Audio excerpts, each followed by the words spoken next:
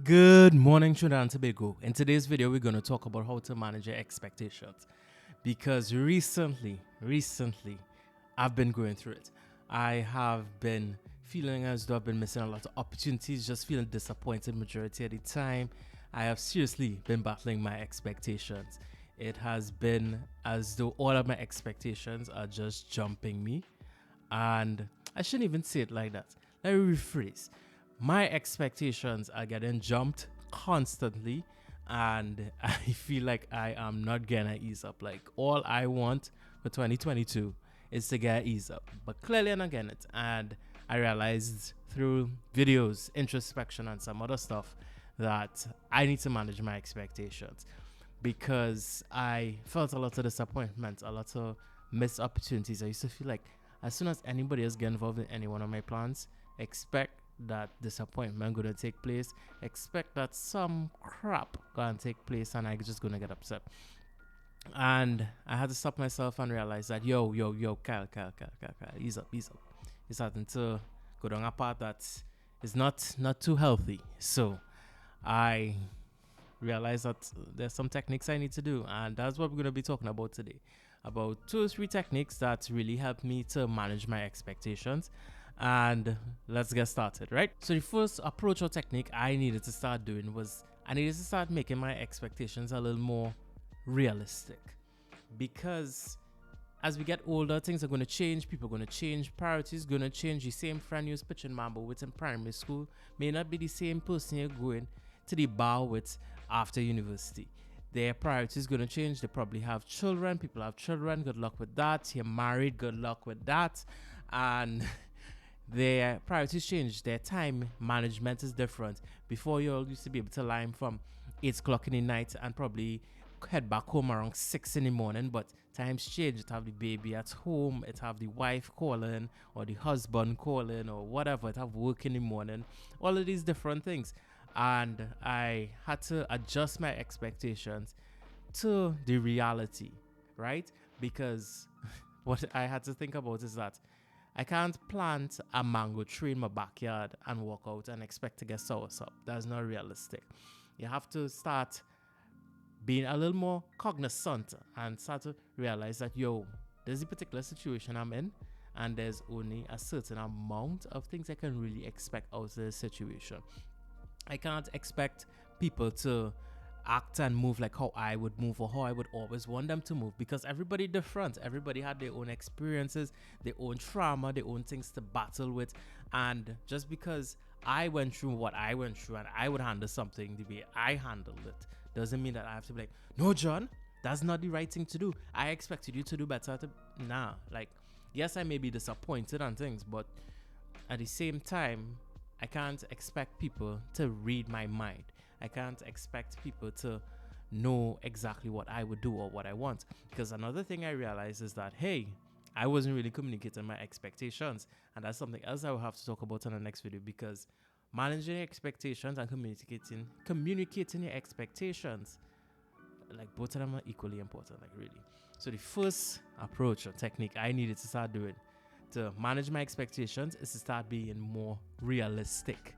We get no soursop from no mango tree, and we're not supposed to be getting any raisins from our current rule. So let's move on.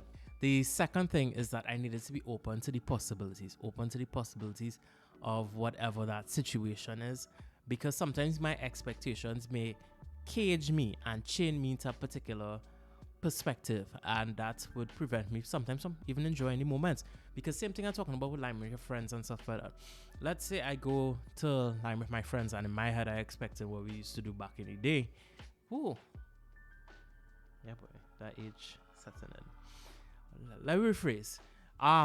Let's say I'm gonna lime with my friends, and I'm expecting that we would lime like how we used to not too long ago.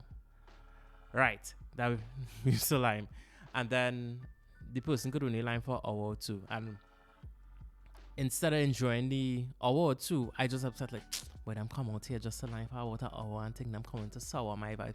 I come here pour my cologne thing, come here to really, enjoy the vibe, and you just leaving just so you wasting time. And that's gonna kill my whole experience for that hour or two, But here's the reality. I don't really know if I'm going to see this person again. I don't know if this person may decide to move on, or other more morbid things we really don't need to discuss in this video. But I don't really know. So I need to start being open to the possibilities and being like, hey, I really should enjoy these moments. And yes, I may be a bit disappointed, but hey, let me just be open to whatever experience it is. Because sometimes that hour or two will be so much better than the whole night, because the person is like, yo, forget everything else. We just limit for this hour or two, phones off, everything like that. But if we were limit for the whole night, they will have to have the phone on, or their mind may be somewhere else. So it's like, be open to the possibilities, because sometimes the expectations may keep you in a box, and that box is going to keep you away from fulfillment. So yeah, the third final thing that has helped me in terms of managing my expectations is accepting the possibility that I'm going to be disappointed, accepting the possibility that people will not meet my expectations, accepting the possibility that I will not even meet my own expectations. And this is so important, because it helps you with the previous points in terms of being open to the possibilities. Because if you expect life to go exactly the way you want it to, like how I was expecting it to go the way I wanted it to, you're gonna be crushed. You're gonna be ram full. You're gonna be looking like a nature valley when you open the pack and all again is dust, right? Because you're just so crushed, because you weren't expecting that things were not going to work out. And I realized that, you have to expect disappointment here and there. Like, it's part of life. Yeah. So let's say you're going to a restaurant and you just think for a small second that, hey, if this restaurant thing don't work out, well, I would like to go, boy. And you say, all right, I would like to go for drinks, so probably like to go to the beach or whatever.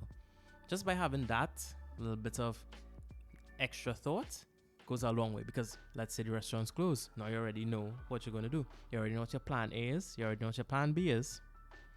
Your plan C, your plan D, and E, F.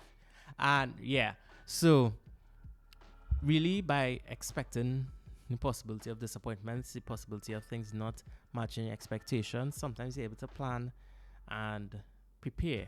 And that, in connection with just being open to the possibilities, would really help you manage your expectations a bit, because things don't always work out the way you want it to. Life doesn't always go the way you want it to, but sometimes the disappointment and the shortcuts or the back road you take in life could carry you to a better destination. So, as the first episode in terms of managing expectations, next video we'll be talking about how to communicate those expectations, because as I said, it's really important. So, like the video if you like it, share if you enjoyed, and follow, because more videos coming, right? So why not follow? So thanks.